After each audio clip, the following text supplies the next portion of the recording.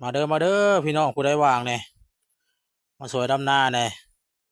ที่ต้มไก่สุกินดอก200,000กำลังหาบก้านี่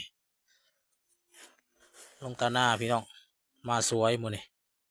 หาบก้าลงตาหน้าลุยเองในครอบในครัวนี่แหละนี่ให้2 แม่ลูกสิบนดับก่อนตัวเองกำลังสิป่านคะนาป่านนำไหลเข้าตาหน้านำห้องไหลเข้าหน้าดินทรายไหลเข้าหน้าก็เลยป่านก่อนให้2 แม่ลูกสิบนลุยก่อน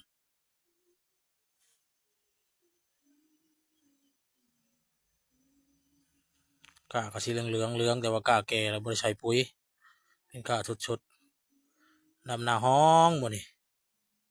ขาดหน้า8-9 ตาพี่แหละตั้งแต่บอลดำนี่ลงไปฮอดลุ่มหมดละพูนฮอดกกขามใหญ่พูนเฮ็ดจังไดขาดหน้าสิดำหน้าห้องแล้วพัดเช้าพ้นมืดปิ๊กมาแล้วกำลังสิมาได้อ้ายเอ้ยพัดว่าจำเป็นละขาดแหละหน้า8-9 ตาพี่แต่บนดำจนฮอดพูนต้นขามใหญ่ประมาณ200 กว่ามัดก้า200 มัดก้านี่แหละ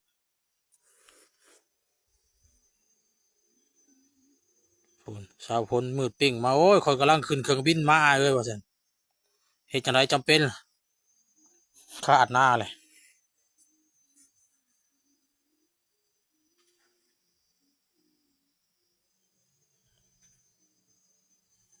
นางดำในขอบในครัวคือเก้าสู่กับครอบครัวพันได้เอาคนงานเขา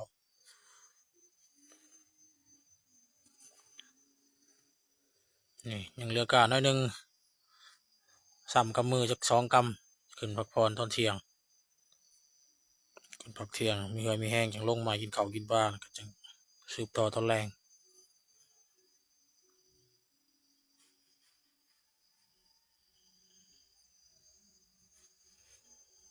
เมื่อยเลยสิพักเที่ยงดำซ่าดำหน้ากันเลยตามการเวลา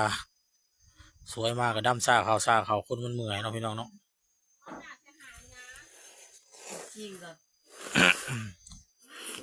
ยิงคอเสียเลย